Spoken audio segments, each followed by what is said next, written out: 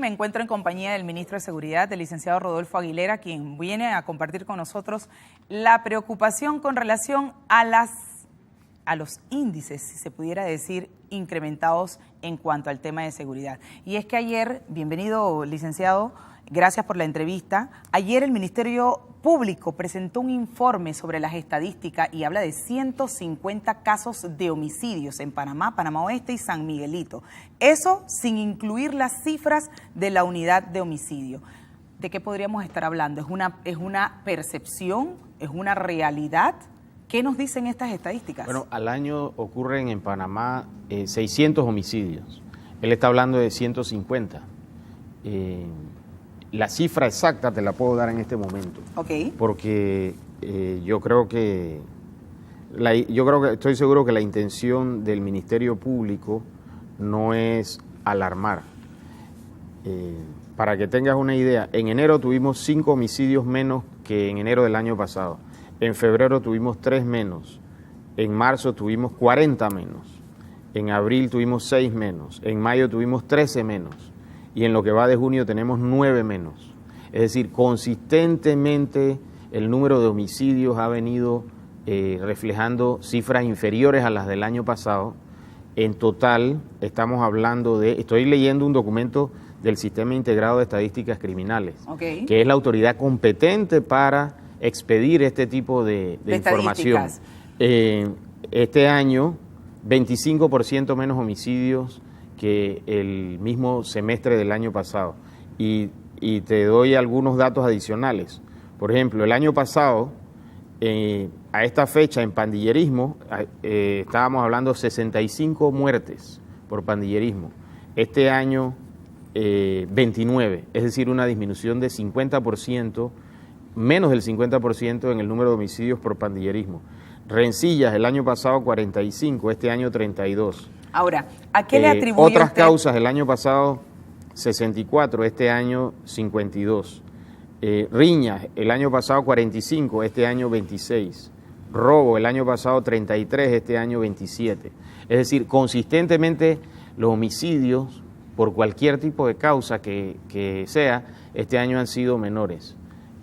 Pero además de eso, déjame mostrarte, por ejemplo, en Panamá, el año pasado a esta fecha 114, este año 80. Okay. Y en San Miguelito, el año pasado, perdón, aquí tengo Colón, el año pasado a esta fecha 44, este año solo 19. Es decir, Colón refleja una disminución de cerca del 60%. San Miguelito también hay una disminución, 46 el año pasado, 40 este año. O sea que usted mira esto como hechos aislados y no como una realidad. No, yo lo que veo es que esta fórmula de barrios seguros en la que vamos a donde los jóvenes que están infringiendo la ley o delinquiendo y les ofrecemos un trato y ellos aceptan ese trato, en los sitios en donde el programa está operando, hemos visto disminuciones significativas de los delitos en general y particularmente de los homicidios. El tema de seguridad, sin duda alguna, fue un tema de campaña del presidente Juan Carlos Varela. ¿Usted siente que hay un plan estratégico en la materia que se ha desplegado? Más que un plan estratégico, hay un despliegue que nunca antes se había visto en este país de psicólogos, trabajadores sociales, policías comunitarios que no usan armas de fuego, sino que lo que usan es este sistema, que es un sistema aprobado, mediante el cual el pandillero se incorpora a un programa de rehabilitación y reinserción social y efectivamente el porcentaje de éxito es importante y eso ha logrado una reducción de los índices de criminalidad. Te pongo Colón como un ejemplo. En Colón hemos pasado de 34 homicidios por cada 100.000 habitantes, que fue la cifra del año pasado, a 5.9 homicidios por cada 100.000 habitantes. Es decir, una reducción de aproximadamente el 66% en el número de homicidios que ocurren. A su juicio y eso lo estamos haciendo en San Miguelito, en el área metro. A eso iba, ya que me trae a colación el tema de Barrio Seguro. ¿A cuántos jóvenes usted considera que este programa ha beneficiado? ¿Y cuáles son los jóvenes que se benefician? Bueno, si son expandilleros, jóvenes en riesgo social, ¿cuáles son los que se benefician? Solamente nosotros estamos enfocados en prevención secundaria que va dirigida a jóvenes que están en situación de conflicto con la ley. Es decir, jóvenes que aún no han sido condenados, penalmente, pero que forman organizaciones que están dedicadas a infringir la ley o están en conflicto con la ley o cometen delitos. Mayormente, no nos ¿dónde enfocamos, tiene? no podemos, porque no somos el Ministerio de Desarrollo Social, enfocarnos en jóvenes que en los ninis, son 200,000 ninis, eso ya no me toca a mí. Ahora, déjame decirte algo, nosotros lo que estamos haciendo es un programa muy ambicioso, muy laborioso, porque hasta mayo tuvimos 2,000 jóvenes en el programa.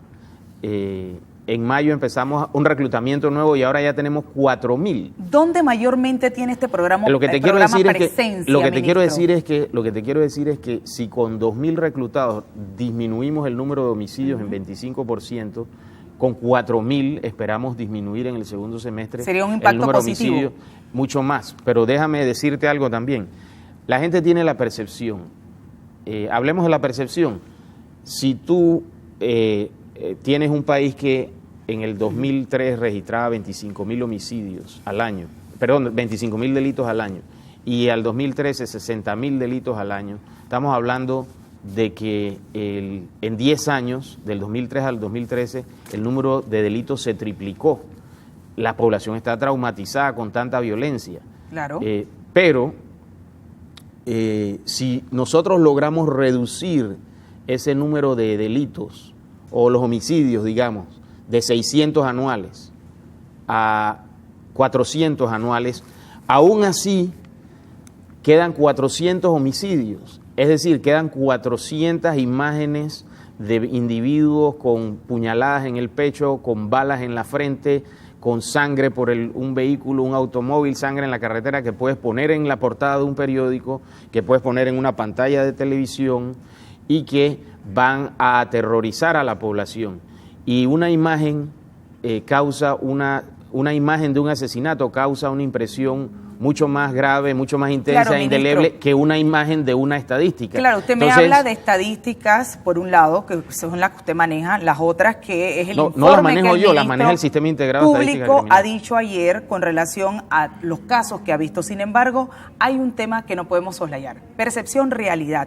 Todos los días vemos un homicidio, bueno, todos los días vemos ese sobresalto de la comunidad en cuanto a sentirse insegura con relación a los homicidios y las situaciones que ocurren. Por eso yo estoy aquí, porque yo estoy tratando de decirle a la gente que pueden ver la realidad científica de las estadísticas o pueden ver la sangre, que este medio no, pero que algunos medios amarillistas tratan de vender en la primera portada de sus diarios o de sus programas de televisión o de sus programas de radio. Pero lo que te quiero decir es lo siguiente. Cuando estamos hablando de percepción, y yo se lo decía al profesor Edwin Cabrera, la percepción a veces maneja realidades. No te refleja una realidad. Y le ponía en plan anecdótico, le decía, la percepción que existió durante los 2 años de la campaña, una percepción apoyada por los medios de comunicación de manera unánime y por las encuestadoras de manera unánime, era que el presidente Varela iba tercero en las encuestas. Pero ¿cuál era la realidad? Que iba primero y que ganó. Claro. Es decir, el mensaje que yo le mando al pueblo panameño es que cada vez que ven en esa portada del periódico amarillista un muerto, traten de buscar también la estadística, porque la estadística también está en los medios, está pública, se puede ver y se darán cuenta que efectivamente hay una disminución del crimen en Panamá. Oiga, ministro, estamos hablando de 25% claro, en 10 meses. ¿Tú sabes lo que es disminuir los homicidios a nivel nacional en 10 meses? O lo que es disminuir 66% los homicidios en Colón en 10 meses. Eso es importante Colón, y es lo que queremos. Convertir a Colón de la ciudad más insegura del país a una de las ciudades más seguras del país, tanto como cualquier ciudad del interior. Esa es la aspiración que todos tenemos. Ministro, el tema de Finmecánica, ¿cómo avanza eso? ¿Qué resultados hemos tenido para a ver si podemos lograr ese dinero y que se pueda invertir precisamente para esos programas de Barrio Seguro que usted, pues a través de su administración, está tratando de impulsar? Bueno, yo he manejado esto de una manera muy cuidadosa. Hemos contratado abogados en Roma y en la ciudad de Panamá. Los abogados han estado trabajando intensamente. Yo he intentado que la empresa Finmecánica incluya dentro de la ecuación los actos de corrupción de los cuales se le acusa a La Vítola y a Pochésere. La Vítola era un contratista independiente trabajando para Finmecánica para conseguir negocios, es decir, no es una persona que pueda alejarla de Finmecánica, y Pochésere era un empleado que estaba subordinado en condiciones de tiempo, modo y lugar a Finmecánica, y ambos están acusados de corrupción internacional. ¿Y del lado de Panamá tenemos a alguna persona vinculada a ese Se menciona el nombre caso del presidente Martinelli en el expediente como aquella persona a la cual se reconducen todos los pagos que se planeaban hacer como producto pues de esa especie de pago a través de Agafia Internacional o a través de otros vehículos. Hay una conversación allí entre Pochésere y La Vítola, una conversación telefónica que fue legalmente interceptada por las autoridades italianas, en las cuales se está hablando pues de la estructura legal. ¿Qué resultados vaticina usted que pueda haber dentro de esa investigación? En esto hay dos posibilidades. Estamos hablando de 125 millones de dólares, ministro, que están en juego. Así es. Y por eso es un tema que yo no me lo tomo a la ligera, ni me lo tomo con prisas tampoco. Porque acá no es llegar rápido, sino llegar bien. Y seguro. Como en todo pleito hay dos alternativas. O llegamos a un arreglo que no afecte y no perjudique la dignidad nacional, y si no llegamos a ese arreglo vamos a tener que continuar con los pleitos, tanto el pleito penal que hay acá como el pleito penal que hay allá en Italia y probablemente otros más. Y en cuanto a la recuperación de ese dinero, 125 millones de dólares. Tenemos la suerte de que el contrato no se hizo con empresas de papel, son empresas que tienen capacidad financiera, y una vez que se resuelva o se defina en los tribunales cuál es la situación, esas empresas tienen cómo responder. De la misma manera que si llegan a un arreglo amigable con nosotros, son empresas que tienen una solidez económica, tienen un patrimonio, tienen un volumen de ventas, una liquidez que les permite enfrentar esta obligación. Ahora, ellos en primera instancia hicieron una oferta de entregarnos a nosotros unos drones. ¿Cuál es la segunda oferta? En reemplazo de los radares, lo cual me parece la postura de nosotros era no aceptarlo. Hoy día, ¿qué están ofreciéndole a la...? Bueno, yo les hice una oferta a ellos. Devuelvan los 125 millones de los radares y llévense los radares. Y los radares van ligados a una especie de backbone de telecomunicaciones, y van ligados también a unas obras civiles, son unas especies de faros encima de los cuales se colocan los... Y ante esta propuesta y ellos pueden llevarse de eso lo que ellos quieran. Los 125 millones de dólares, ¿lo aceptaron? ¿Qué dijeron? Bueno, ellos se llevaron ese mensaje mío, y yo me imagino que lo van a presentar a la directiva de Finmecánica o a cualquier cuerpo colegiado dentro de la entidad para que tomen una decisión. Bien, hablemos un poco y de manera rápida del proyecto de Barro Blanco. Para que no exista duda, ministro, ¿cuál es la postura del Estado frente a esta situación? Mira, los proyectos hidroeléctricos son menos costosos porque no queman combustible, son más amigables con el ambiente porque no queman combustible, y al mismo tiempo ayudan a ampliar la matriz energética del país, que es necesario que se amplíe porque la demanda aumenta año con año. He escuchado por ahí que cerca del 5%, no soy experto. Ese es el interés general. ¿Cuál es el interés particular de las comunidades? El interés particular de las comunidades es tener un caudal de agua en los ríos que sea suficiente para sus labores agrícolas, pecuarias, consumo humano. Me interesa la postura que tiene el Estado frente a esta situación. ¿Esas fueron las propuestas que llevó a la mesa del diálogo? Bueno, la postura del gobierno en cuanto a Bugaba es sentarse a negociar, medir el caudal de agua de todas las cuencas y determinar una política que no existía acerca de cuánto caudal de agua va a quedarle a las comunidades para agua potable, para agricultura, recreación, pesca de subsistencia, ganadería, etcétera.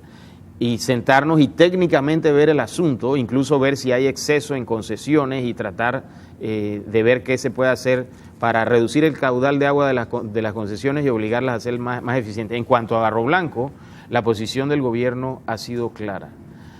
La hidroeléctrica no puede ser demolida. La hidroeléctrica genera una energía que es necesaria para el país. Nosotros, sin embargo, estamos dispuestos a llevar el tema al punto de que todas las incompatibilidades arqueológicas, de residencias, de fincas que se vean inundadas o afectadas sean debidamente indemnizadas por la empresa. E incluso el gobierno está dispuesto a ofrecer ayuda económica adicional a toda la comarca para compensar a eso iba, más. justamente eso quería plantearle. Ayer en el marco del gabinete en la comarca Gunayala se anunció un importante plan de inversiones de 50 millones de dólares. Una iniciativa similar se ha planteado para la comarca Nove Bugelé, por ejemplo. Así es. ¿Sí? De hecho, en el gabinete que se llevó a cabo en la comarca Nove Bugelé, no solamente se habló en términos generales, sino de manera detallada acerca de esas inversiones. Y además de eso, se adiciona que todas las entidades del Estado, las principales, estamos construyendo.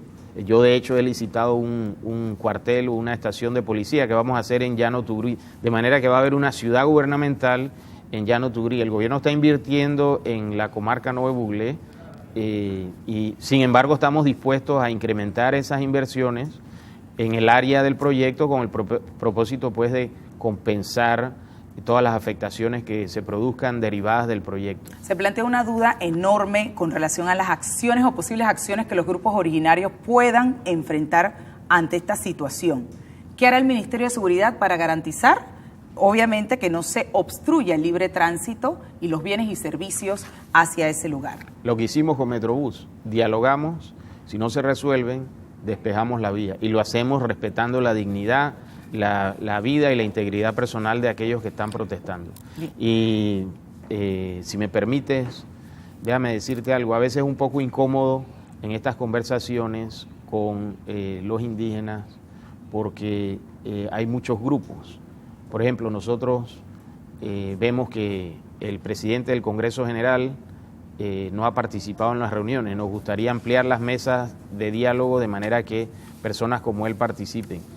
Participa la cacica general, participan grupos que no forman parte de la estructura de la comarca, como por ejemplo el movimiento M10. Sin embargo, el movimiento... ¿Personas infiltradas? ¿Pudiéramos estar hablando de personas infiltradas? No, son grupos que se generan, pero por ejemplo el movimiento Mamatata no participa en las mesas del diálogo. Entonces, nosotros sentimos que hay una gran cantidad de representantes de la comarca, cada uno con distintos intereses, a veces incluso intereses en conflicto, porque hay algunos que quieren ser candidato a cacique general y otros también. Entonces, a veces sentimos que la hidroeléctrica se ha convertido como un campo de batalla entre los propios indígenas que están en sus disputas políticas internas, y eso es un tema que a nosotros nos preocupa porque el tema de Barro Blanco no puede ser utilizado como una palanca para lograr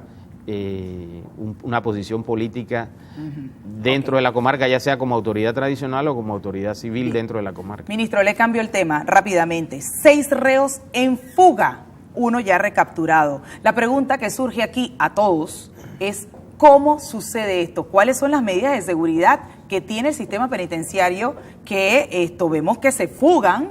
Y estamos hablando de 6 prófugos de la justicia. Entonces se está hablando que tenemos máxima seguridad. Estamos hablando incluso, según las informaciones, que es posible que haya policías involucrados en esta fuga, porque nadie se explica cómo reos de máxima seguridad, peligrosos, uno creo que tiene 18 homicidios a cuesta, se fugaron de un sistema penitenciario. Bueno, es lo que nosotros hemos dicho. Cuando planteamos una idea como la de Punta Coco, para tener allí temporalmente a individuos que son de alta peligrosidad, todos los medios nos caen encima y nos dicen: estás violando los derechos humanos. ¿Usted está convencido en que esta isla va a ser la solución a estas fugas? Cuando los mantenemos entonces en la cárcel La Joya, para no llevarlos a este sitio aislado y evitar peligros inminentes para la vida e integridad personal de los mismos reos o de terceros o peligros de fuga, entonces nos critican porque se fugan. Es decir, nos critican porque violamos los derechos humanos si somos estrictos y nos critican cuando no violamos los derechos humanos y por lo tanto se fugan. ¿Qué te puedo decir? Yo el mensaje que quiero mandarle, el mensaje que quiero mandarle a la ciudadanía es el siguiente: de todas las cárceles del mundo, los delincuentes se fugan, es normal. Pero lo que te quiero decir, y es inaceptable, yo no lo acepto. Ayer